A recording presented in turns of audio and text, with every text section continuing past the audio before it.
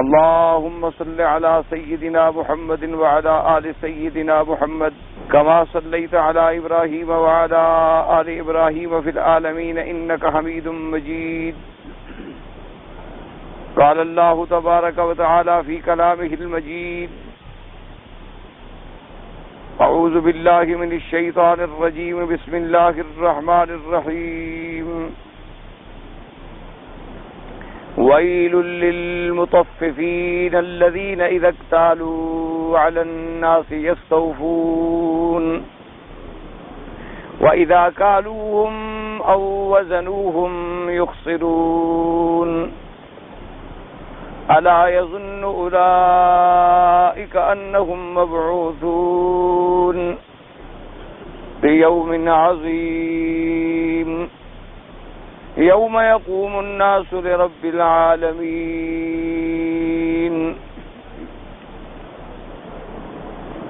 سورۃ المطففین بھی ان سور مبارکہ میں سے ہے جو سور مکیہ کہلاتی ہیں اور قبل از ہجرت نازل ہوئی حضور صلی اللہ علیہ وسلم. یہی قول راجح ہے جمہور کے نزدیک رحمہم اللہ تعالی علیہم اجمعین کہ جو صورتیں حضور پاک صلی اللہ علیہ وسلم پر قبل از ہجرت نازل ہوئی ہیں وہ مکیہ ہیں، اور جو بعد از ہجرت نازل ہوئی ہیں وہ مدنیہ ہیں. تو یہ صورت مبارک بھی ان صورتوں میں سے ہے جو سورہ مکیہ ہے. اللہ تبارک و تعالی نے اس صورت میں بھی مرکزی اور بنیادی مضمون تو وہی مسئلہ آخرت ہے کہ اس بات آخرت کے لیے تیاری، قیامت کے لیے تیاری کرنا، اللہ تبارک و تعالی کے دربار میں پیش ہونا ہے، حساب و کتاب ہونا ہے، جزا و سزا ہونی ہے. تو اس کے لیے ہم دنیا میں اپنے اعمال صالحہ مرتب کریں تاکہ ہماری آخرت کی منزل جو ہے وہ آسان ہو جائے. اس صورت مبارک کا مرکزی مضمون بھی وہی اس بات آخرت ہے اور آخرت کے لیے تیاری ہے اور آخرت کے لیے استعداد ہے. اور اس میں بھی پھر وہی حال آئے گا، اشقیاء کا بھی ذکر آئے گا اور سعداء کا بھی ذکر آئے گا، فجار کا بھی ذکر آئے گا، اخیار کا بھی ذکر آئے گا. تو اس کا مضمون بھی سابقہ مضمون سے چونکہ بالکل مطابق ہے، لہذا دونوں صورتوں کا آپس میں ربط جو ہے وہ بڑا واضح اور بین ہے. اور اس صورت مبارک کا ربط جو ہے علماء نے فرمایا پچھلی صورت کے ساتھ، یعنی آخر صورت الانفطار اور اول صورت المطففین. تو وہ صورت مبارک کہاں ختم ہوئی تھی کہ بھئی آپ اس دن سے ڈریں یوم لا تملک نفس لنفس شیئا والامر یومئذ للہ. اچھا، اس سے پچھلی آیات میں بھی کیا آیا تھا؟ یہی حکم آیا تھا. اللہ تبارک و تعالی نے فرمایا تھا وما ادراک ما یوم الدین ثم ما ادراک ما یوم الدین یوم لا تملک نفس لنفس شیئا والامر یومئذ للہ. اللہ نے ارشاد فرمایا میرا بدنی، آپ کیا جانیں کہ وہ قیامت کا دن کیسا ہوگا؟ آپ پھر مقرر فرمایا کہ کیا جانیں کہ وہ قیامت کا دن کیسا ہوگا، یعنی اتنا عظیم ہوگا، اتنا عظیم ہوگا. اور اس دن لا تملک نفس لنفس شیئا والامر یومئذ للہ، کوئی انسان کسی انسان کے کام نہیں آ سکے گا. تمام امور جو ہیں اللہ کی طرف لوٹیں گے، صرف اسی کا حکم چلے گا.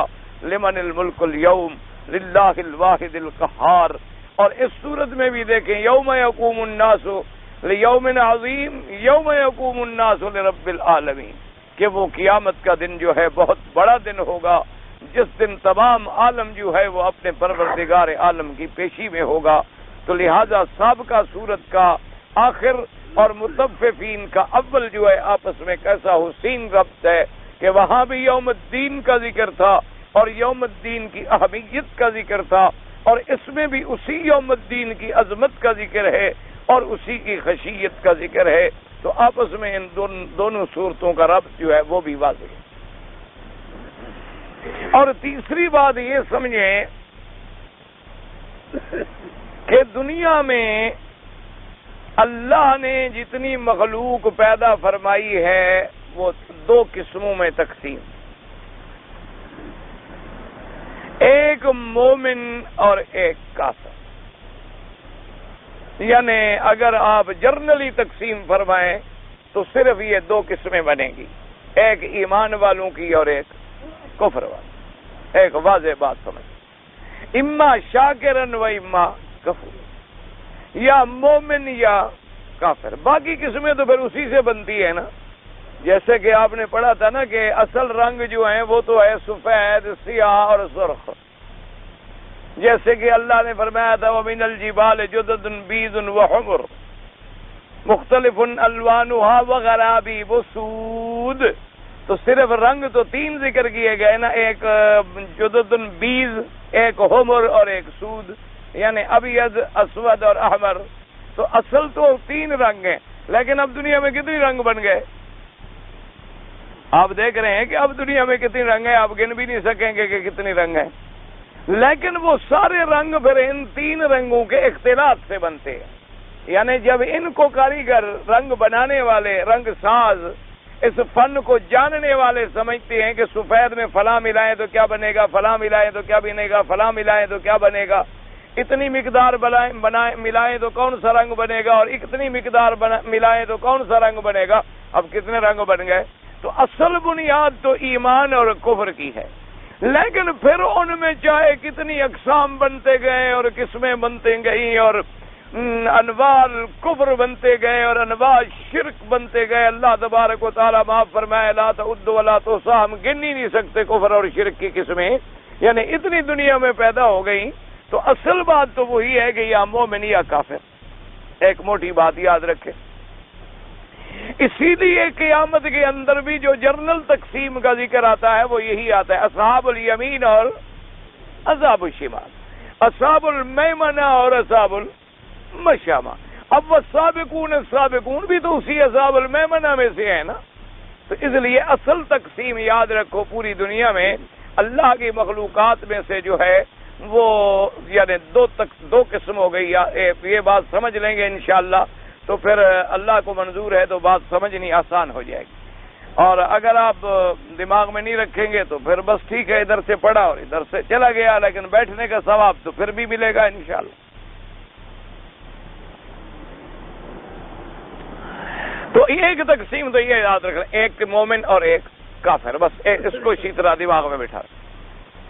اور ایک تقسیم مخلوقات کے بارے میں بعض علماء نے کی ہے، اس کو سمجھیں. انہوں نے کہا کہ جتنی اللہ کی مخلوق ہے، جتنی اللہ کی مخلوقات ہے، مثلا اس کو اگر تقسیم کریں تو بعض تو ایسی مخلوق میں سے کوئی چیز نہیں ہو سکتی کہ جس میں کمال ہو اور نقصان نہ ہو. یعنی کمال ہی کمال ہے، نقصان نہیں ہے. نمبر ایک. نمبر دو، نقصان ہی نقصان ہے، کمال نہیں ہے. دو. تیسری چیز یہ ہے کہ کمال بھی ہے اور نقصان بھی ہے. اب اس بات کو ذرا سمجھیے، ذرا ہے مشکل بات، لیکن میں کوشش کروں گا اپنے کب علمی کے مطابق جو اللہ مجھے توفیق دیں گے کہ جتنی آسان ہو سکے، ورنہ یہ بڑی مشکل بات ہے. یہ ویسے پڑھتے پڑھتے اللہ رحمت فرمایا، جب ہم طالب العلمی میں پڑھتے تھے کئی دن پڑھنے کے بعد بھی سمجھ نہیں آتی تھی.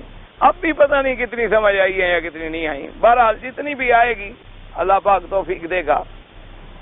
تو ایک چیز میں یعنی ایک چیز ایسی ہو کہ جس کو جس جہت سے دیکھیں سراپا کمال ہے، اس میں نقصان ہے ہی نہیں.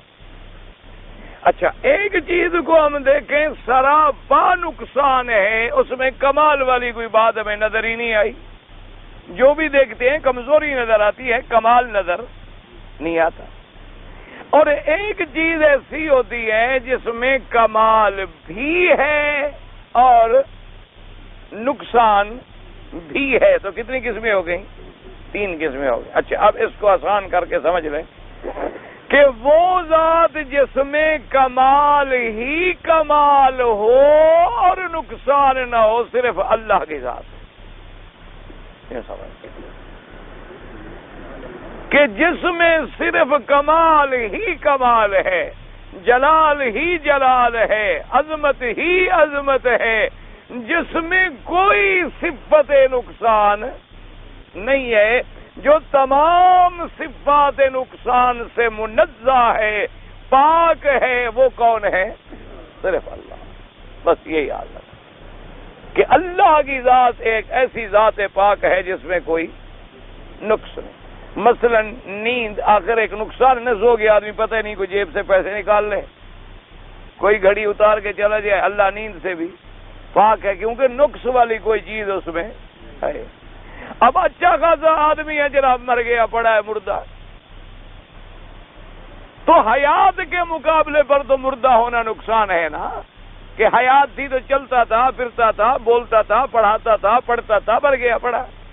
اب طالبوں کی مرضی ہے نہلا دھلا کے جنت اللہ پہنچا دیں، یا مرضی ہے تو کہیں استاد مر گیا، آپ کو پڑھنا تھوڑا ہے، دفعہ کرو، کوئی اور لے جائے گا۔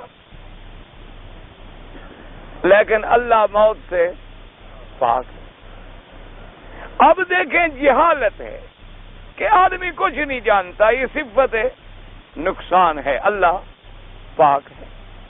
اولاد ہے، آدمی کی کمزوری ہے نا، نقصان ہے کہ بیٹا جتنا بھی جرم کر رہے، باپ کہتا ہے جی میں کیا کروں، میرا تو بیٹا ہے، او جی آپ کے بیٹے نے یہ کیا یہ، وہ کہتا ہے جی کیا ہوگا، میں کیا کروں، ہے تو میری اولاد نا جی، میں نے تو آخر اولاد کا ساتھ۔ اللہ اولاد سے بھی پاک ہے۔ آدمی کو پیاس لگتا ہے، اچھا خاصا آدمی دیوانہ پاگلوں کی طرح پھر رہا ہوتا ہے، جی پانی ہے، پانی ہے، پانی کہیں ہے، پانی مل جائے تو جگ پی جائے گا اکٹھا۔ تو اللہ پیاس سے بھی، یعنی جتنی صفتیں نقصان کی ڈھونڈتے چلے جائیں وہ اس سے پاک ہے۔ جب صرف نقصان سے پاک ہے تو کیا ہوا؟ کمال ہی کمال، کامل ہی کامل، علم ہے تو کامل، قدرت ہے تو کامل، سماعت ہے تو کامل، بصر ہے تو کامل، صفات ہے تو کامل، ذات ہے تو کامل، تمام کمالات جو ہیں ان کے مجموعہ ذات جو ہے وہ میرے اللہ کی ذات، جو تمام صفات نقصان سے پاک ہے۔ اب ایک چیز تو سمجھ آ گئی نا آپ؟ اچھا، اسی کو اگر دماغ میں رکھ لیں انشاءاللہ انشاءاللہ ثم انشاءاللہ تو شرک نہیں ہے۔ تو جس میں نقصان ہوگا وہ خدا بن سکتا ہے؟ بس ایک موٹی سی بات یاد رکھ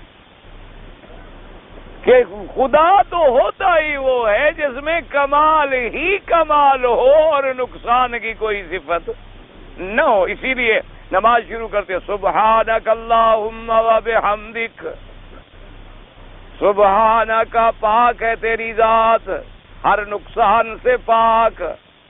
رکوع میں جاتے ہو، چونکہ ہم جھک رہے ہیں، پہلے ہاتھ باندھ کے کھڑے ہیں، اب ہاتھ باندھ کے کھڑے ہو نہ بندگی ہے، نقصان ہے، نہ نوکر ہے، نہ ہاتھ باندھے کھڑے ہیں۔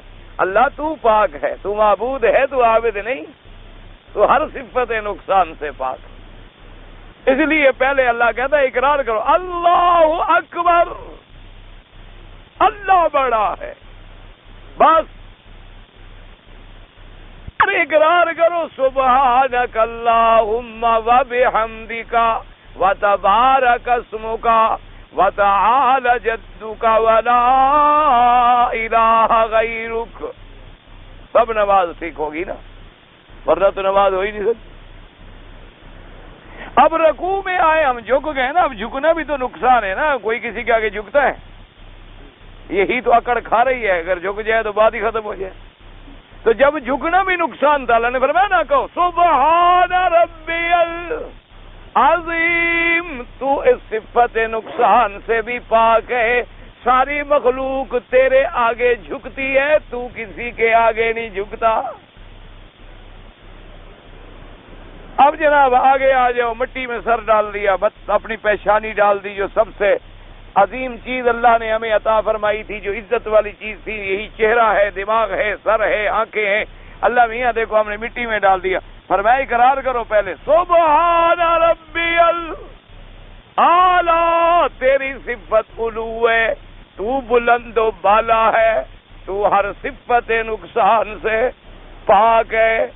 تو ہر جگہ آپ دیکھیں سبحانکا، سبحان ربی العظیم، سبحان ربی الاعلی، کہیں فرمایا سبح سبح اسم ربک الاعلی، کہیں فرمایا سبحان الذی اسری بعبدہ۔ سارا قرآن پہ غور کریں، توجہ کریں، ایک بات سمجھ آئے گی کہ جو سارے نقصان سے پاک ہے وہ خدا، اور جس میں کوئی صفت نقصان ہے وہ سب کچھ ہو سکتا ہے لیکن خدا نہیں ہو سکتا، حاجت روا نہیں ہو سکتا، مشکل کشا نہیں ہو سکتا، قابل عبادت نہیں ہو سکتا، سجدے سجود کے لائق نہیں ہو سکتا، کیوں نقصان ہے اس میں، نقصان والا خدا نہیں ہو سکتا۔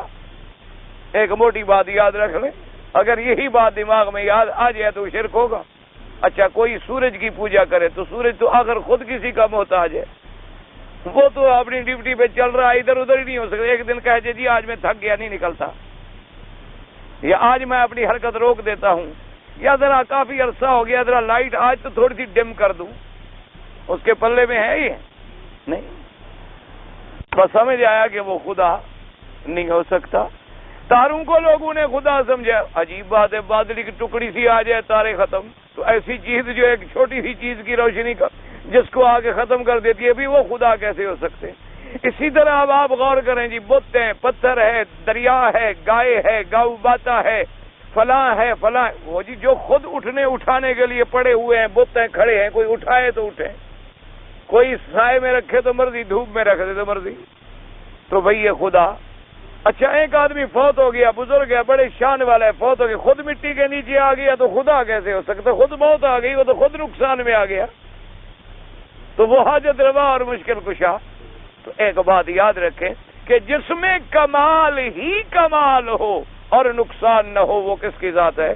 وہ اللہ کی ذات۔ ہمیشہ اپنے عقیدوں کو صاف رکھیں کہ اللہ کی ذات جو ہے برحق ہے، اور اللہ کی ذات ہر صفت نقصان سے پاک ہے، اس کو کسی چیز کی حاجت نہیں۔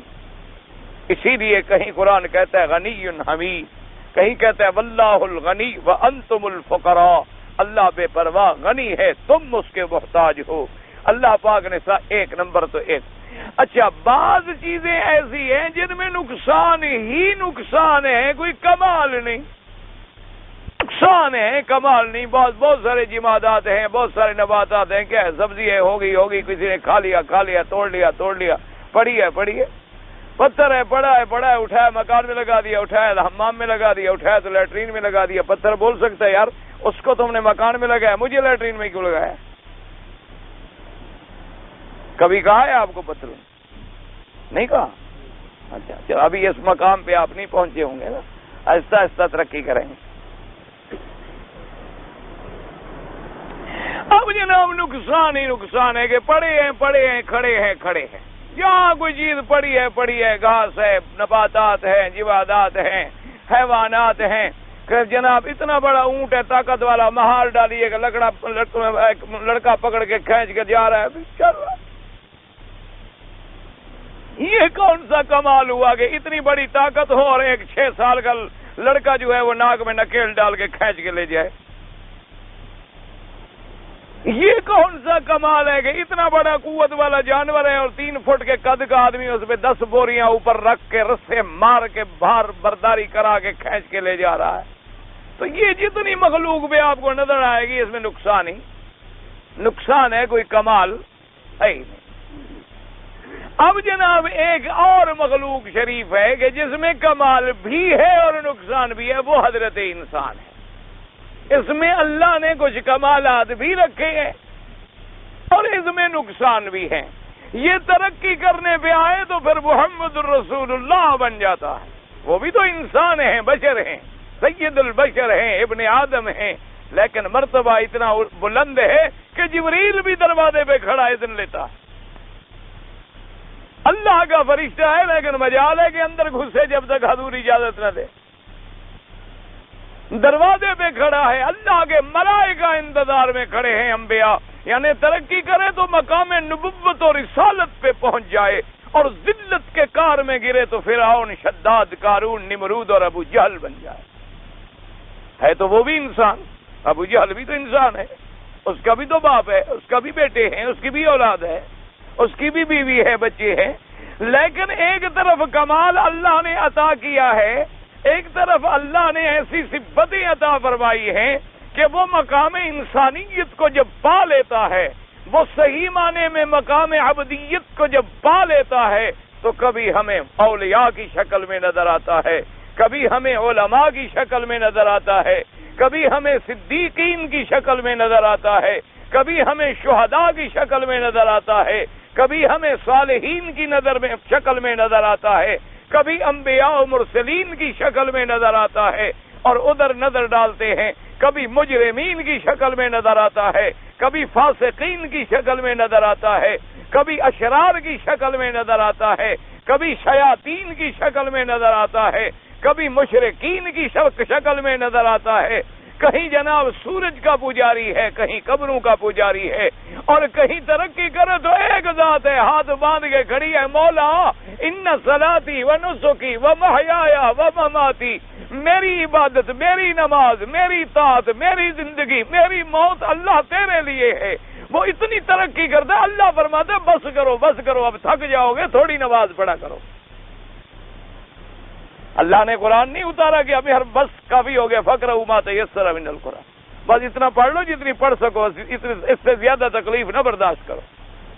تو اس میں اللہ نے ایسی صفتیں رکھی ہیں کہ اگر یہ اپنی حقیقی قوات ملکیہ کو استعمال کر لیتا ہے اور قوات شہوانیہ کو زبردست دبا دیتا ہے، برائیوں کو مٹا دیتا ہے، اچھائیوں کو ابھار دیتا ہے، تو بلندیوں کے معراج پہ پہنچ جاتا ہے، اور اگر قوات ملکیہ کو مٹا کے قوات حیوانیہ کو غالب کر دیتا ہے تو سجین کی انتہا گہرائیوں میں چلا جاتا۔ اس لیے اب دیکھیں پہلی تقسیم میں میں نے کیا کہا تھا، کتنے قسمیں؟ سبحان اللہ، یہ میرا سبق یاد ہوا ہے۔ اور بھائی پہلی تقسیم 2 کی تھی، خدا کے بندے، وہ مثال مشہور ہے نا، ایک استاد پڑھا رہا تھا طالب کو، یوسف زلیخا کتاب مشہور ہے نا، زلیخا فارسی کی ہے کتاب ہے، میں نے تو نہیں پڑھی، سنا ہے نام اس کا، بڑی مشہور ہے۔ تو جب ساری کتاب ختم ہو گئی نا تو شاگرد نے جناب، بڑا ہوشیار شاگرد جو تھا، اس نے کہا استاد زلیخا مرد تھی یا عورت تھی؟ اس نے کہا ماشاءاللہ بھائی تم نے کتاب خوب سمجھی ہے کہ ساری کتاب ختم ہو گئی، ابھی تمہیں یہ بھی پتہ نہیں لگا کہ زلیخا عورت تھی یا مرد تھی، تو باقی تم نے مٹی سمجھا ہوگا۔ جس آدمی کو یہ بھی پتہ نہ چلے کہ زلیخا مرد تھی یا عورت تھی۔ ایسے استاد نے کسی کو فقہ کی کتابیں پڑھائی، ماشاءاللہ لڑکے ہماری طرح ہوشیار ہو گئے۔ ایک دفعہ استاد کے ساتھ سیر پہ جا رہے تھے، کشتی میں بیٹھے ہوئے تھے، استاد نے طالبوں سے سوال پوچھے، اس نے کہا بھی اگر اس وقت کشتی میں چونا بھی پڑا ہے، مٹی بھی پڑی ہے، اور اسی طریقے سے اور سیمنٹ بھی پڑی ہے، سفید سیمنٹ بھی پڑی ہے، اگر ہمیں تیمم کرنا ہو تو کس چیز سے کریں گے؟ کہ بڑے ہوشیار طالب سے کہا جب مٹی موجود ہے تو پھر ہم چونے سے کیوں کریں؟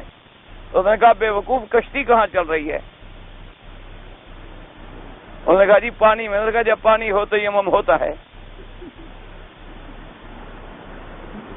اور تیمم تو شریف آدمی اس وقت ہوگا جب پانی نہیں ہوگا۔ ہمارے لوگ یہی ہے نا جی، آئیں گے توحید سنیں گے اور اس کے بعد جا کے ماشاءاللہ قبر پہ کھڑے ہوں گے، حضرت مہربانی فرما، حضرت آپ جو ہیں مشکل کشا ہیں، حاجت روا ہیں، پیران پیر ہیں، آپ دستگیر ہیں، آپ کا قدم جو ہے سارے اولیاء کے گردن پر ہے، آپ ہی نفع نقصان کے دینے والے ہیں، آپ اگر اللہ میاں کو پکڑ لیں، آپ کی پکڑ کو اللہ میاں بھی نہیں چھڑا سکتا۔ یہ عقیدہ ہے مسلمان۔ اب اس کا کوئی علاج ہے، دعا کرو اللہ ہدایت دے، اس کے علاوہ کوئی علاج۔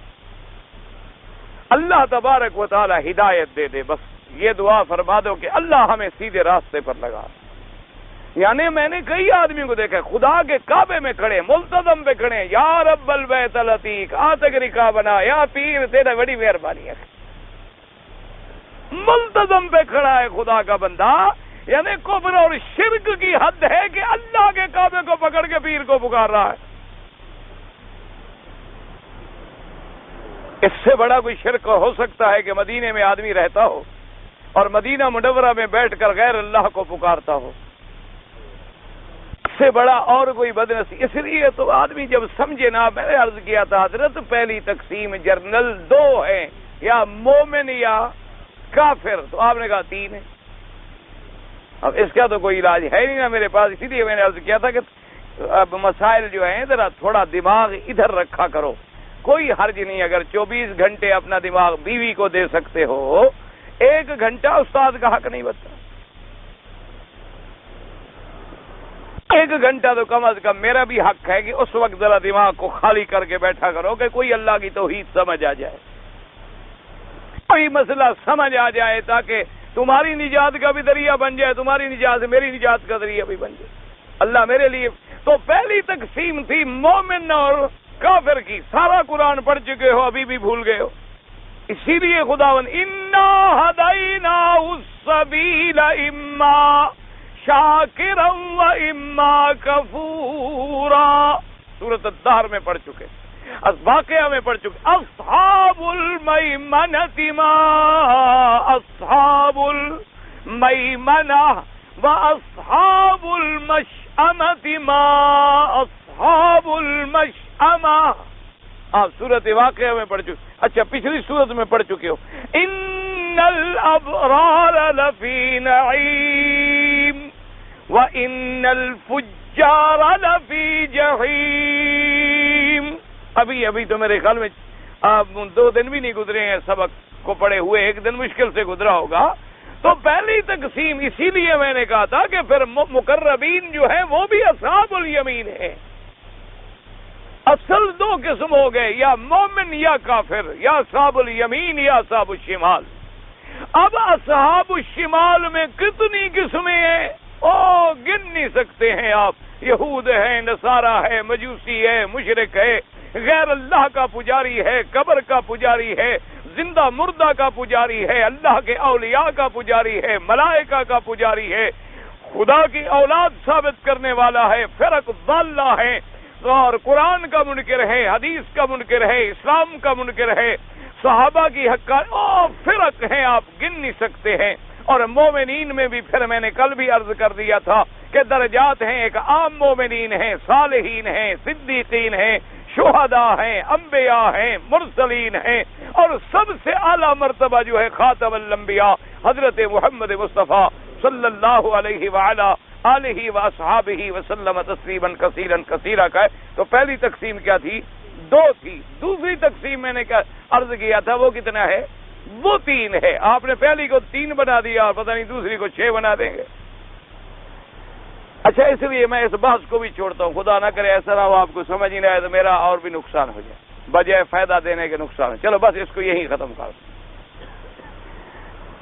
یہ چونکہ بحث ہے بڑی مشکل، اس لیے ایسا نہ ہونا کہ بجائے فائدے کے نقصان ہی ہو.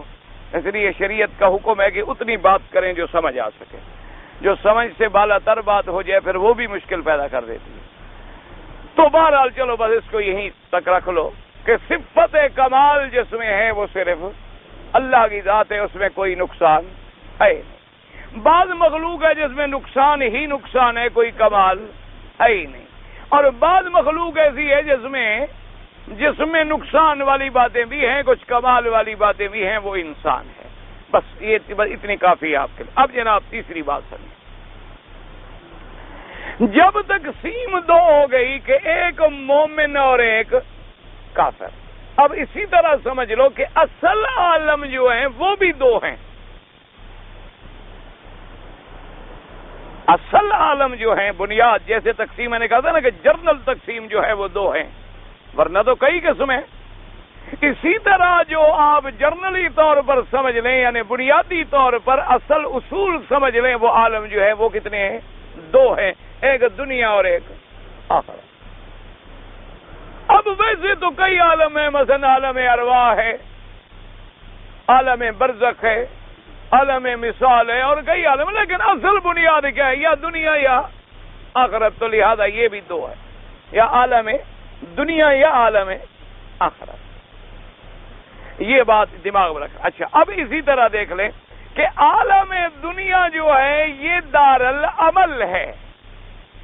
عالم دنیا جو ہے یہ دار العمل ہے، اور عالم آخرت جو ہے وہ دار الجزا ہے. یعنی عمل جو کرنا ہے، محنت جو کرنی ہے وہ دنیا ہے، آخرت میں تو بدلہ ہے، آخرت میں پھر عمل کوئی نہیں. یوں سمجھنا کہ آخرت کا جب عالم آ جائے گا اس میں تو بدلہ ہی بدلہ ہے، لیکن وہاں کوئی عمل، کیونکہ دنیا دار العمل ہے اور آخرت دار الجزا ہے. اسی لیے آپ پڑھے تھے نا یوم الدین. یوم الدین کا کیا معنی تھا؟ مفسر ابن کثیر نے فرمایا یوم الجزا، یوم الحساب. جیسے ابھی آپ پڑھ چکے ہیں ما ادراک ما یوم الدین ثم ما ادراک ما یوم الدین، اس کی تحویل کے لیے. یا جیسے آیا یوم عظیم یوم یقوم الناس رب العالمین، تو وہ سارا کیا ہے؟ وہ یوم الجزا ہے.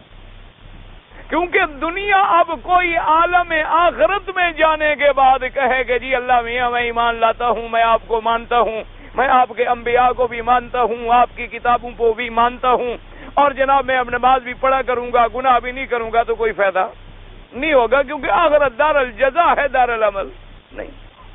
دنیا دار العمل ہے. اب یہ ایک فیصلہ دماغ میں بٹھا لیں، دو عالم ہو گئے، عالم دنیا اور عالم آخرت. دنیا کیا ہوئی؟ دار العمل، اور آخرت کیا ہوئی؟ دار الجزا. بس. تو اب اسی طرح ایک دماغ میں رکھ لیں کہ جو صحیح معنی میں جزا ہے وہ کب ملے گی؟ آخرت میں. مومن کو کب ملے گی؟ آخرت میں. کافر کو کب ملے گی؟ آخرت میں.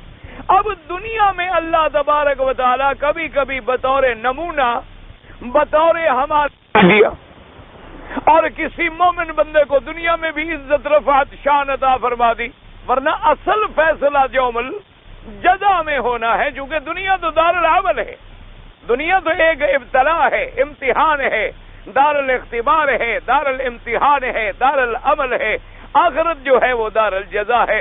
یہ بات دماغ میں رکھ لیں. تو اب سارے شکوک دھل جائیں گے نا، کہ بعض آدمی سوچتا ہے کہ فلاں بندہ جی دیکھو بڑا موحد ہے، عالم ہے، متقی ہے، عابد ہے، زاہد ہے، لیکن روٹی بھی نہیں ملتی بیچارے کو، کپڑا بھی پہننے کو نہیں ملتا، اور اس کے مقابلے پہ فلاں شرابی ہے، کبابی ہے، عیاش ہے، برا ہے، دولت میں کھیلتا ہے. تو یہ کوئی بات نہیں، اس لیے کہ یہ کوئی دار الجزا تو ہے ہی نہیں، اس کا بدلہ ملنا ہی آخرت میں ہے. یہاں تو بدلے کا کوئی سوال ہی نہیں پیدا ہوتا.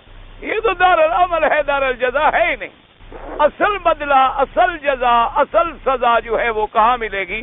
وہ آخرت میں ملے گی. ایک بات کو دماغ میں رکھ لے، اللہ تبارک و تعالی آپ کے لیے بھی اور میرے لیے بھی آسان فرمائے. اب جناب جو بات میں نے کرنی تھی اس کو سمجھیں کہ سنت اللہ ہے، جتنی اللہ نے دنیا میں مخلوق پیدا فرمائی ہے یہ سب اللہ کی مخلوق ہے. مومن ہو، کافر ہو، مسلمان ہو، کوئی ہو، مخلوق کس کی ہے؟ اللہ کی ہے، وہ خالق. اور دار الجزا کون سی ہے؟ کون سا عالم دار الجزا ہے؟ آخرت. دنیا تو دار الجزا نہیں ہے. اس بات کو سمجھو گے تو مسئلہ سمجھ آئے گا. تو اب جناب سمجھیں کہ کسی کو محض کافر ہونے پر اللہ نے ہلاک نہیں کیا. یعنی صرف کافر ہے اس لیے اس کو برباد کر دے، ہلاک کر دے، اتنے کیوں؟ دنیا تو دار العمل میں، اس میں مومن بھی ہوگا، کافر بھی ہوگا، مطیع بھی ہوگا، عاصی بھی ہوگا، شریف بھی ہوگا، کمینہ بھی ہوگا، سچا بھی ہوگا، جھوٹا بھی ہوگا، اہل حق بھی ہوں گے، اہل باطل بھی ہوں. یہ تو قاعدہ، یہ تو دنیا ہے. تب چلے گی تب جب مقابل ہو. جب تقابل ہی نہ ہو تو پھر حق والے کا کیا پتہ چلے اگر مقابل پہ باطل والا ہو ہی نہ. تو اس لیے دنیا میں قاعدہ یہ ہے، سنت اللہ یہ ہے کہ کافروں پر محض کفر کی وجہ سے اللہ عذاب دے اور ان کو ختم کر دے، اور ان کو برباد کر دے اور ہلاک کر دے، اور دنیا میں کوئی کافر ہمیں چلتا ہوا بھی نظر نہ آئے نا.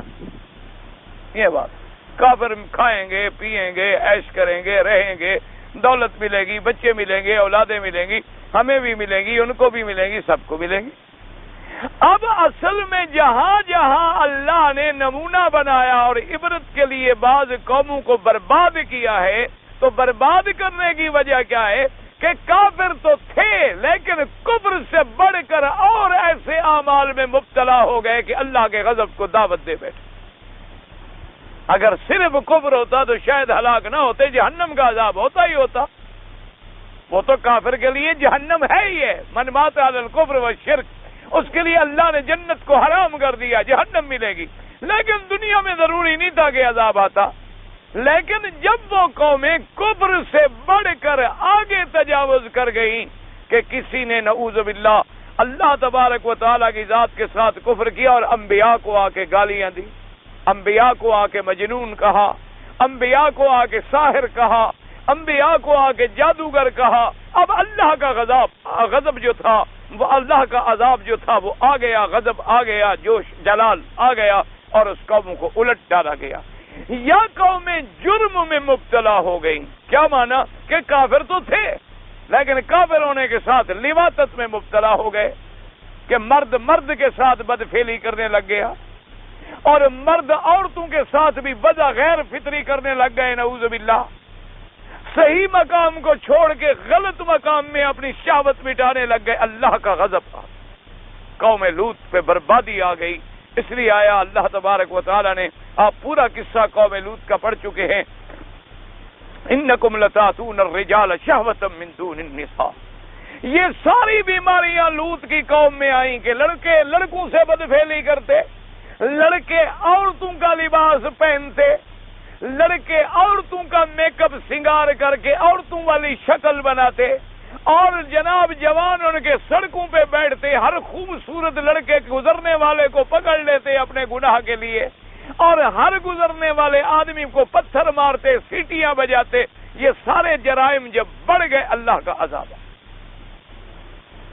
اسی طریقے سے دیکھ لیں کہ قوم فرعون آ گئی، قبطی آ گئے کہ کافر تو تھے لیکن جناب 70,000 بنو اسرائیل کے بچے کو ذبح کر دیا۔ اب کافر کے ساتھ قاتل بھی بن گیا اور کافر کے ساتھ انا ربکم الاعلی کا دعوے دار بھی بن گیا، اور کافر کے ساتھ یذبحون ابناءہم ویستحیون نساءہم، ان کے بچوں کو قتل کر دیا، ان کی عورتوں کو خادم بنا لیا، ان کی عصمتیں اور ان کی عزتیں لوٹنی شروع کر دی۔ جب یہ وقت آیا اللہ کا عذاب آ۔ اسی طریقے سے اور قوموں کو دیکھتے چلے آئیں، اللہ نے کسی قوم پر عذاب نہیں کیا اس وقت تک جب تک کہ وہ کفر کے علاوہ بھی حدود سے تجاوز نہیں کر گئی۔ آپ دیکھیں مکے میں کافر رہتے تھے، مشرکین رہتے تھے، عیسیٰ علیہ السلام کے زمانے سے لے کر میرے آقا کے زمانے کے درمیان میں 600 سال کا فرق ہے، یعنی حضور پاک 600 سال بعد تشریف لائے ہیں۔ حضور کی ولادت اور بعثت جو ہے بعد زمانے عیسیٰ علیہ السلام تقریباً 600 سال ہے، زمانہ فطرت ہے۔ رہتے رہے مکے میں، کھاتے رہے، پیتے رہے اور جناب عیش کرتے رہے، زندگیاں گزارتے رہے۔ ان کو سرداریاں بھی ملی ہوئی تھیں اور ان کے پاس اللہ کے کعبے کی تولیت بھی ان کے پاس تھی، زمزم کے خادم بھی وہی بنے ہوئے تھے۔ لیکن جب حدود سے بڑھ گئے، اللہ کے کعبے میں بتوں کو لا کے رکھ دیا، اللہ کے کعبے کے ننگے طواف کرنے شروع کر دیے، اور بنایا کیا کہ عقیدت ہے جی ان کپڑوں میں ہم گناہ کرتے ہیں تو خدا کے کعبے میں کیسے آئے۔ وہ ننگے کو یعنی اپنے عقل کے مطابق بڑی ادب کر رہے تھے کہ جی ان کپڑوں میں تو ہم گناہ کرتے ہیں، وہی کپڑے گناہ والے پہن کے کعبے میں آ جائے تو جس بدن سے گناہ کرتے ہو اس کو لے کر اندر کیوں آ گئے ہو؟ لیکن نہیں۔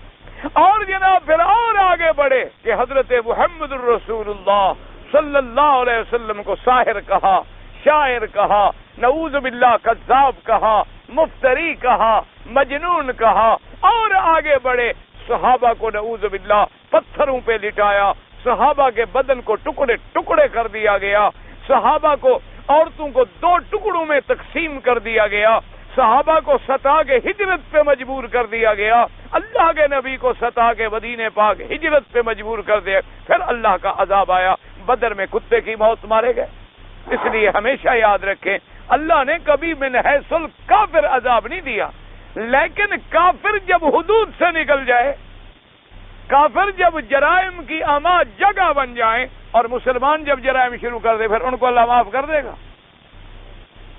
آج دیکھ لو جن جن مسلمان ملکوں میں مسلمانوں نے جرائم کی انتہا کر دی ہے، بے حیائی کی انتہا کر دی ہے، فحاشی کی انتہا کر دی ہے، عریانی کی انتہا کر دی ہے، جوا کھیلنے کی انتہا کر دی ہے، اور جناب اس کے بعد سود کھانے کی انتہا کر دی ہے، رشوت کی انتہا کر دی ہے، یعنی جہاں خیرات کے نام پر بھی جوا کھیلا جاتا ہو۔ مسلمان ملک بعض ایسے ہیں وہ کہتے ہیں جی ہم نے تو رفاہی کام کرنا ہے، ہم نے تو ٹی بی کا علاج کرنا ہے، اس لیے ہم نے یہ اسکیم بنائی ہے کہ ہر آدمی 10 روپے کی ٹکٹ خریدے اور 10 لاکھ انعام دیں گے۔ یعنی کام رفائی کرنا ہے، کرنا جوئے کے طریقے سے۔ اب میں نے 10 کی ٹکٹ خریدی اور مجھے 1 لاکھ مل گیا، جوا کس کو کہتے ہو؟ کیا ہوتا ہے آخر مجھے آپ سمجھائے؟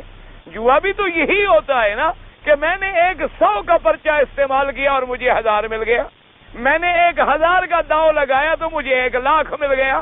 اس کو آپ اس طرح کی ٹکٹ کی شکل دے دیں، آپ اس کو قرعہ اندازی کی شکل دے دیں، بات تو وہی قرعے کی رہے گی، بات تو وہی جوئے کی رہے گی، بات تو وہی قمار کی رہے گی۔ یہاں رشوت عام کر دی گئی، زنا عام کر دیا گیا، نتیجہ کیا نکلا؟ اللہ کے عذاب آ گئے، کبھی پانی کی شکل میں، کبھی سیلابوں کی شکل میں، کبھی بدامنی کی شکل میں، کبھی قتل کی شکل میں، کبھی دلوں سے رحم اٹھ گیا کہ مسلمانوں کے بچوں کو اٹھا کے آگ میں ڈال دے۔ یہ تصور ہو سکتا ہے؟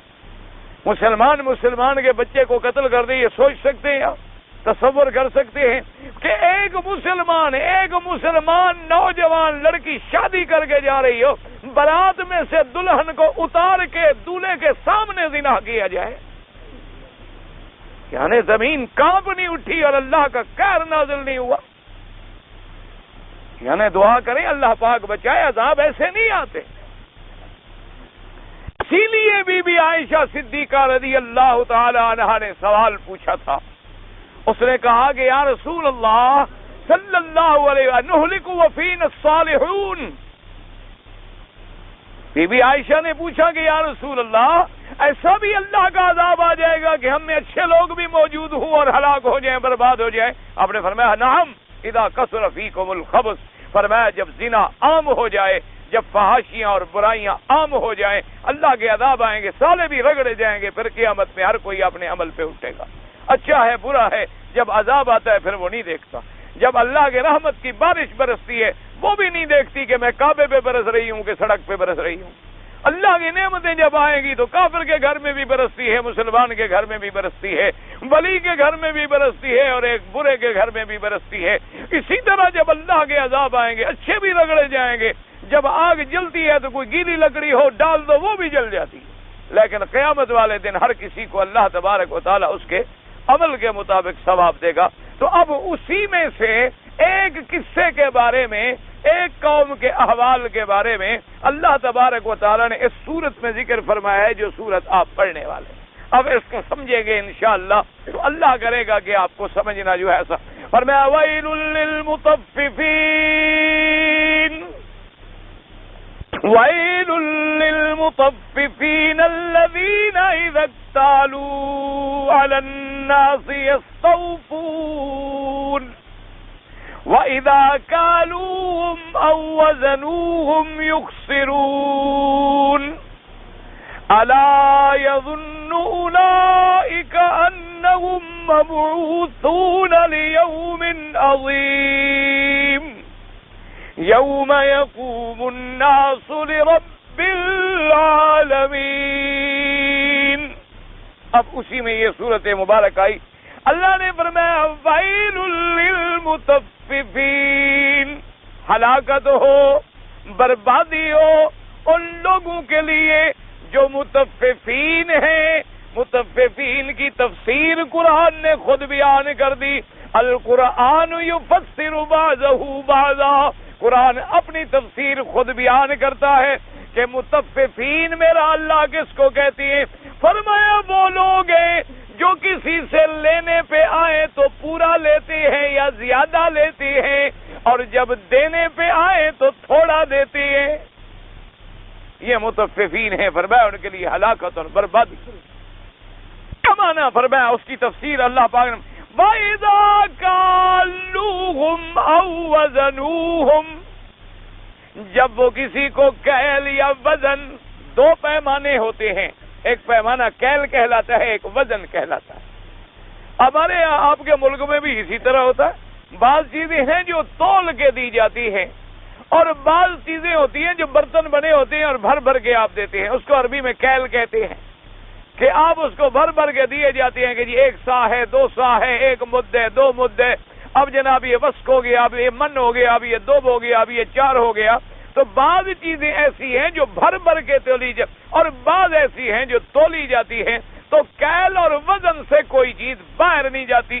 اب چاہے وہ تولنا اور وزن کرنا پیمانے سے ہو، چاہے ترازو سے ہو، چاہے کمپیوٹر کی مشین سے ہو، چاہے کسی طریقے سے ہو، چاہے آپ نے گن کے دینا ہے، بس مقصد یہ ہے کیونکہ موٹے پیمانے جو تھے عرب میں اس وقت یا کیل تھا یا وزن تھا، تو اس لیے اللہ نے فرمایا وہ کیا کرتے ہیں کہ جب تول کے دیتے ہیں یا بھر کے دیتے ہیں تو اس میں خود تو تھوڑا بھرتے ہیں دیتے وقت، کیا مانا دینے کے لیے برتن اور رکھا ہوا ہے اور لینے کے لیے اور رکھا ہوا ہے۔ وزن کرنے کے لیے جو ان کے پاس ہوتے ہیں نا پیمانے وزن کے، جب دینا ہو تو اور ہیں اور لینا ہو تو اور ہیں۔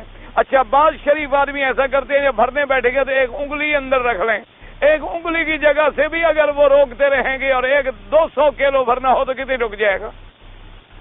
بعض آدمی ایسے ہوتے ہیں ماشاءاللہ، ایسے فنکار ہوتے ہیں کہ وزن کرنے جو بیٹھیں گے تو ایسا ہاتھ پکڑیں گے ماشاءاللہ، گھر آگے تولو تو 1 کلو کا انشاءاللہ 1.25 کلو نکلے گا۔ آپ دیکھ رہے ہیں ماشاءاللہ ایسے ڈنڈی ایسے کھڑی ہے، جو آپ دیکھیں تو دوربین لگا کے دیکھیں تو فرق نظر نہیں، لیکن وہ پھر بھی ڈنڈی مار گیا۔ پھر مسلمان تو اس قوم میں اتنے آگے بڑھا ہے، ہندو ڈنڈی پیسے کی مارتا تھا، یہ روپوں میں مارتا ہے۔ وہ کسی کا کھا بھی جاتا تھا نا پیسہ، ویسا 1 پیسہ 2 پیسے کی ڈنڈی مار گیا۔ وہ سود بھی لیتا تھا بدبخت، تو پیسوں میں لیتا تھا۔ مسلمان نے ایسی ترقی کی ہے کہ یہ اگر سود میں گیا ہے تو ہندو پیچھے رہ گیا، جوئے میں گیا ہے تو کافر پیچھے رہ گئے، رشوت میں گیا ہے تو وہ انگریز تصور ہی نہیں کر سکتا اس رشوت کا جو اس وقت مسلمان لیتا ہے۔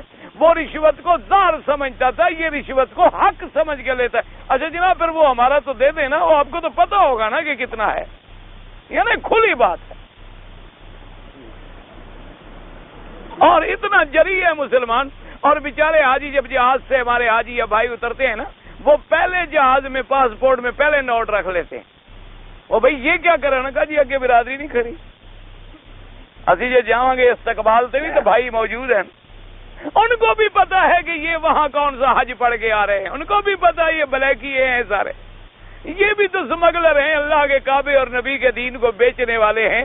جو VCR لے کے جا رہا ہے وہ حاجی ہے، کیمرے خرید کے جا رہا ہے اور ایسی چیزیں، ان کو بھی پتا ہے۔ اس نے کہا بھائی تم نے خدا کے کعبے کا حیا نہیں کیا، ہم تمہارا کیسے کریں؟ جیسے تم ہو ویسے ہم ہیں، تمہارے عمل ہی تو تم پر مسلط ہیں، وہ بھی تو ہمارے اعمال کی سزا ہے نا، ان کا کیا گناہ ہے؟ اگر ہم نے مکے میں آ کر مدینے میں آ کر اللہ کے قرآن اور اللہ کی سنت کو سامنے نہیں رکھا، یہاں آ کر بھی وہی اپنی ہوس سارا دن اسی فکر میں رہے گا، یہاں کون سی چیز ملے گی، وہاں کتنی مہنگی بکے گی، یہاں کون سی خرید لوں تو وہاں کتنے میں بک جائے گی، یہاں کون سی لے لوں تو وہاں کتنا کما لوں گا، اسی دھن میں پڑا ہوا، یہ نہیں سوچا کتنے طواف کر لوں، کتنی نمازیں پڑھ لوں، کتنے نفل پڑھ لوں، کتنی تہجد پڑھ لوں، کتنی قرآن کے ختم کر لوں، میں اپنی آخرت کی زندگی بنا لوں۔ دنیا تو آنی جانی ہے، دنیا جس نے کمانی ہر ملک میں کما لیتا ہے، اور نہ کمانی ہو تو یہاں رہ کر بھی بھوکا مرتا ہے۔ یہ تو اللہ تبارک و تعالیٰ کا نظام ہے۔ یہاں کتنے لوگ ہیں بیچارے بھیک مانگتے رہتے ہیں، یہاں کتنے لوگ ہیں 2 ریال 1 ریال لینے کے لیے پھرتے ہیں، یہاں کتنے لوگ ہیں بیچارے غریب ہوتے ہیں، سارا دن دھوپ میں کام کرتے ہیں، اور دوسرے ملکوں میں کتنے لوگ ہیں بیٹھے بیٹھے مزے اڑا رہے ہیں۔ یہ تو اللہ کا نظام ہے، اللہ کا قانون ہے، اللہ تبارک و تعالیٰ کا معاملہ ہے۔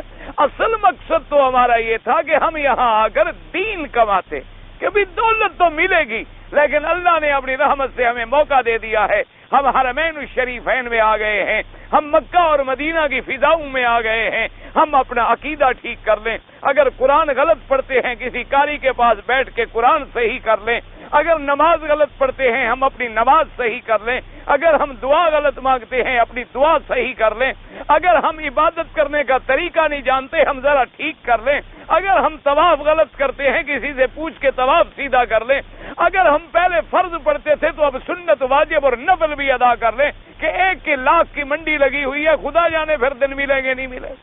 یہاں تو ہم نے اس مقصد کے لیے آنا تھا۔ اگر یہ مقصد آپ کے سامنے ہوتا، آپ جب اترتے تو کندھے پہ مسلح ہوتا، ایک ہاتھ میں کھجور ہوتی دوسرے میں زمزم ہوتا، مجال ہے کوئی تم سے پیسے مانگے؟ پاگل ہو گیا، دماغ خراب ہو گیا، اس کا زمزم کے پیسے مانگتا۔ سوال ہی پیدا نہیں ہوتا. جب ہمارے اعمال یہ ہوں گے تو آگے نتیجہ بھی وہی ہو. اللہ تبارک و تعالی رحمت فرمائیں گے.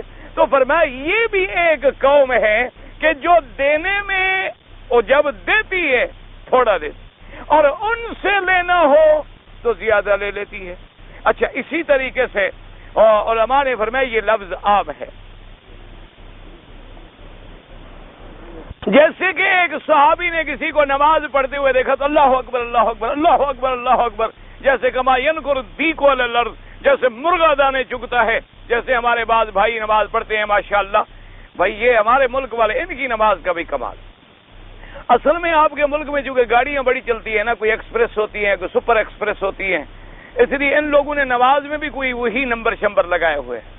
یعنی امام کہے نا جی اللہ اکبر پہلی رکعت کا، یہ 2 رکعت سنت پڑھ کے آ جائیں گے، ابھی امام فاتحہ بھی ختم نہیں کرے گا، ابھی وہ ولضالین پہ پہنچے گا، یہ 2 رکعت فجر کی سنت پڑھ لیں ماشاء بس اللہ اکبر اللہ کیا یہ نماز ہے؟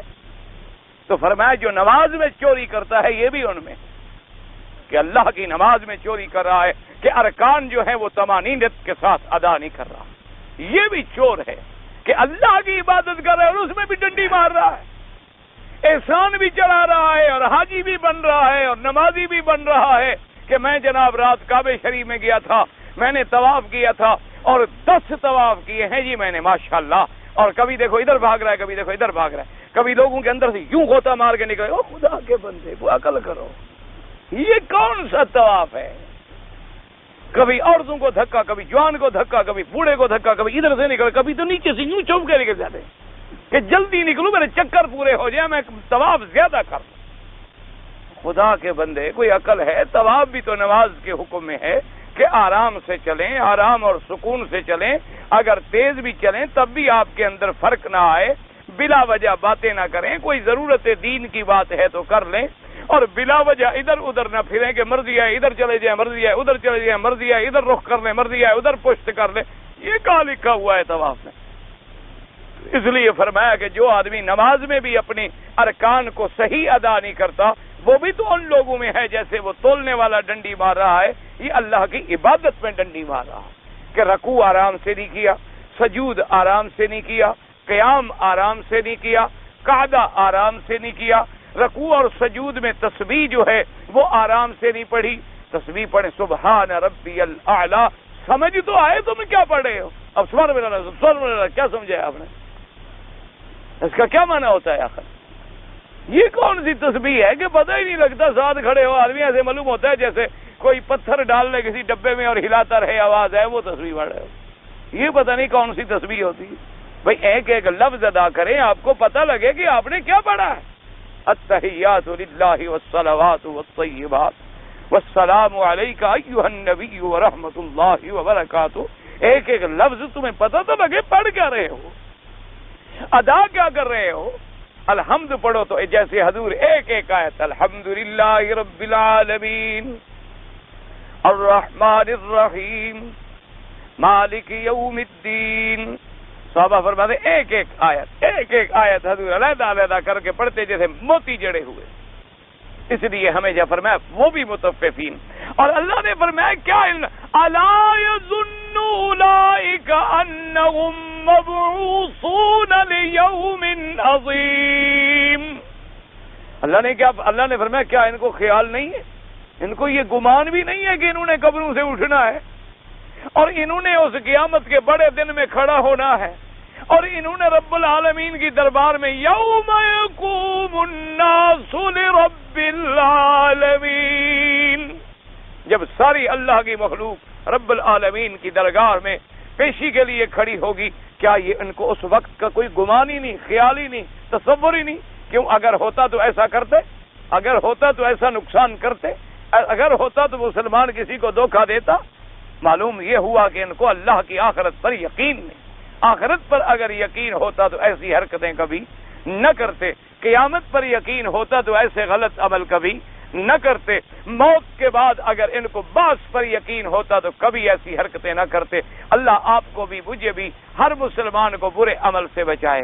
برے عقیدے سے بچائے، اللہ سب کو صحیح عقیدہ اور صحیح عمل نصیب فرمائے، اتباع کتاب و سنت نصیب فرمائے۔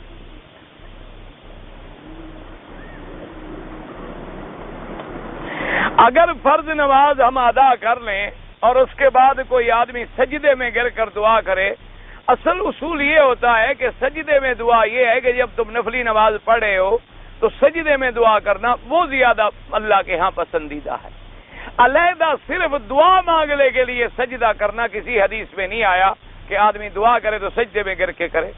بعض علماء اس کو اس لیے جائز کہتے ہیں کہ بھی دعا کے اندر ضرورت ہے تضرع کی، کہ زیادہ سے زیادہ عاجزی کی شکل بنائے، تذلل کی شکل بنائے، زیادہ سے زیادہ خشوع اور خضوع پیدا کرے، رونے والے کی شکل بنائے۔ تو انہوں نے کہا کہ جیسے آدمی انتہا کیا ہوتی ہے کہ اپنے چہرے کو مٹی میں ڈال دے، اسے ورنہ حدیث مبارک میں نہیں آتا۔ اصل وہ دعائیں جو سجدے میں ہیں حضور نے نماز کے اندر مانگی ہیں، کہ نماز پڑھتے ہوئے جو سجدہ کریں اسی میں حضور نے دعائیں مانگی۔ اللہم یا مقلب القلوب والابصار ثبت قلبی علی دینک، اللہم انی اسألک العفو والعافیہ انک عفو تحب العفو فاعف عنی، یا اور جو بھی دعائیں آپ کو یاد ہوں۔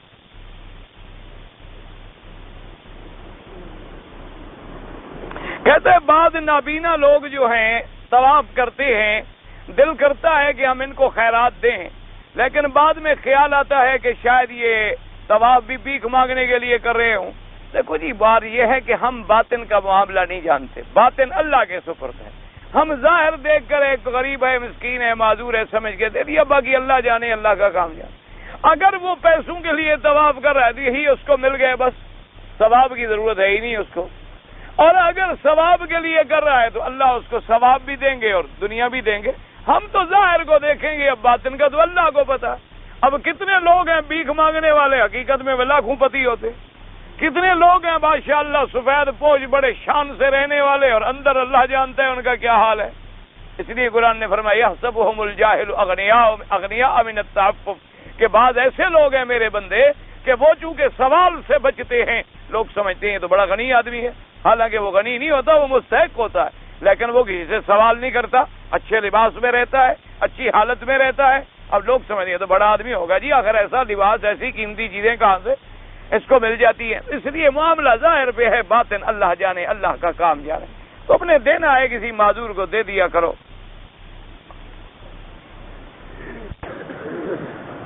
8 مہینے والا جو بچہ پیٹ سے مرا پیدا ہو، اس بچے کو بھی ان بچوں میں شمار کیا جائے گا جس کے بچے مر جائے۔ ہاں بالکل، 4 مہینے کے بعد روح پھونک دی جاتی ہے، اس لیے انشاءاللہ اللہ اس کو، اور بھی وہ صبر کرے گا تو اس کو اللہ اجر عطا فرمائیں گے۔ ایک کتاب میں عبارت ہے کہ دعا تقدیریں پھیر دیتی ہے، تو اسی دعا میں لکھا ہوتا ہے نا، اللہ نے یہی لکھا ہوتا ہے کہ یہ دعا مانگے گا تو یہ تقدیر میں ایسی کر دوں گا، تو تقدیر میں وہی کچھ لکھا ہوتا ہے۔ سنت موقدہ کو چھوڑ بھائی گناہ ہے، ویسے سنت چھوڑنا گناہ ہے اور موقدہ کو چھوڑنا تو بہت بڑا گناہ ہے۔ دعا کرو اللہ ہمیں اتباع سنت کی توفیق دے۔ حرم کے اندر نیچے اوپر ثواب میں فرق ہے، کوئی فرق نہیں، ویسے کعبے کے جتنے قریب ہوں گے تو ثواب زیادہ بڑھے گا، یہ تو قدرتی بات ہے۔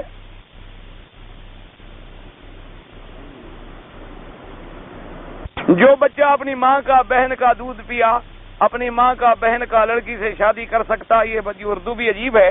بہرحال ایک موٹی بات سمجھ رہے کہ جو رشتہ نسب میں حرام کر دیتا ہے وہ رضا میں بھی حرام کر دے۔ مثلا حقیقی بیٹی سے نکاح حرام، حقیقی بہن سے نکاح حرام۔ اسی طرح ہم جس کا دودھ پیئیں گے وہ ہماری کیا بن جائے گی؟ ماں، اور اس کی باقی بچے ہمارے کیا بن جائیں گے؟ بہنیں، تو لہذا ان سے بھی نکاح حرام ہے۔ ایک موٹی بات سمجھ لیں، باقی آپ کی اردو مجھے سمجھ نہیں آئی۔ ہم مکے میں رہنے والے ہیں، چھٹی پر اپنے ملک گئے تھے اور آتے ہوئے عمرے کی نیت بھی تھی، لیکن جب جدہ آئے تو احرام جدے سے بعد ماشاءاللہ، تو مسئلہ بعد میں آگے پوچھا جب مر گیا آدمی، تو اب تو مہربانی فرما کر ایک بکری بطور دم ادا کریں۔ آپ کو ایئرپورٹ سے احرام باندھنا تھا، جدے سے نہیں باندھنا تھا۔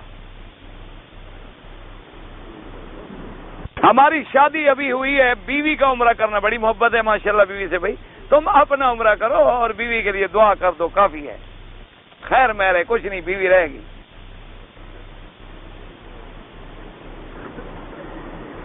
آج لوگ ہمارے ملک میں جو چمڑے کا کام، موچی کام کرتے ہیں یا لوہے کا کام کرتے ہیں یا لکڑی کا کام کرتے ہیں، ان کو حقیر سمجھ، بھئی حقیر کسی کو نہ سمجھیں.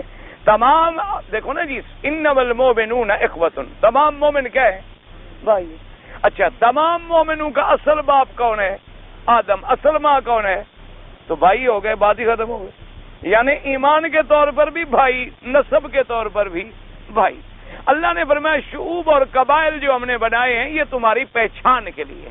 میرے نزدیک تو اس کی عزت ہے جو تقوی والا عزت.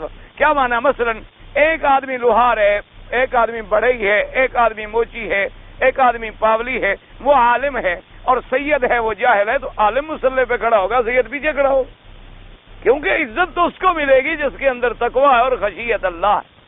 اس لیے ایسا حقیر سمجھنا جو ہے اچھی بات نہیں. ہاں، بعض قوموں کو اللہ نے شرف بھی دیا ہے، جیسے قریش میں سے بنو ہاشم.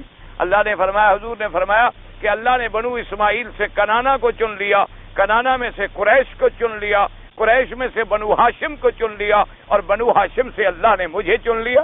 تو آخر یہ شرف بھی ہے. جیسے حضور نے فرمایا میرے بعد خلافت جو ہے وہ قریش میں دی جائے، تو لہذا کسی کو حقیر نہ سمجھیں. باقی ایک سے ایک پر عزت اور فضیلت اللہ نے دی ہے. جیسے ایک جمعہ کا دن باقی پہ افضل ہے، حج کا دن افضل ہے، لیلۃ القدر کی رات باقی راتوں پہ افضل ہے. لیکن یہ نہیں کہ باقی راتوں کو ہم گندا سمجھیں. گندا تو ہم نہیں سمجھیں گے، لیکن اس کی افضلیت کے بھی ہم قائل ہوں. میرا والد پہلے شرک بدعت اور قبروں سے مانگتا تھا، آپ کا درس سن کر ٹھیک ہو گیا الحمدللہ. بھائی خدا کرے ثابت قدم رہے، اللہ پاک سب کا عقیدہ صحیح کر دے. میں اپنے ملک میں فوٹوگرافی کی دکان کھولنا چاہتا ہوں. یہ کام نہ کرنا، کوئی اور کام کر لینا، اللہ تمہیں اس میں رزق عطا فرمائے. جو کام حرام کا ذریعہ بنے، حرام سے کمانا حرام ہوتا ہے. ایک آدمی نے کہا حضور شراب حرام ہو گئی، لیکن میں اگر یہ کافروں کو جا کر بیچ دوں، تو آپ نے فرمایا ثمن الحرام ہے، حرام. جب چیز حرام ہے، بیچو گے جو نفع ملے گا تو وہ بھی تو حرام.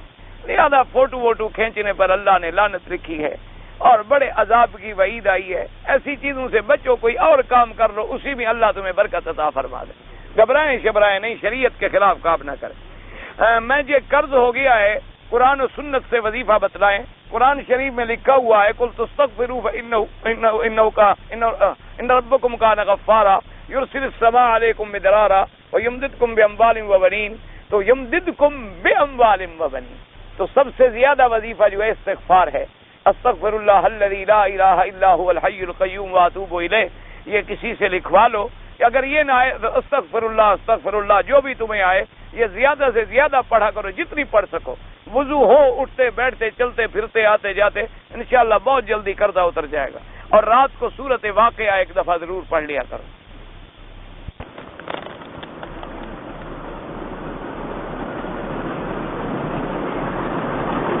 موسیٰ علیہ السلام قبر میں نماز پڑھے، مسلم شریف کی حدیث ہے. بالکل وہ لذت کے لیے ہوتی ہے. جیسے کہ آخرت میں لوگ قرآن پڑھیں گے تو وہ یہ نہیں ہوگا کہ جیسے اب دنیا میں ہم پڑھتے ہیں، دنیا میں پڑھنا تکلیف کے لیے ہے، آخرت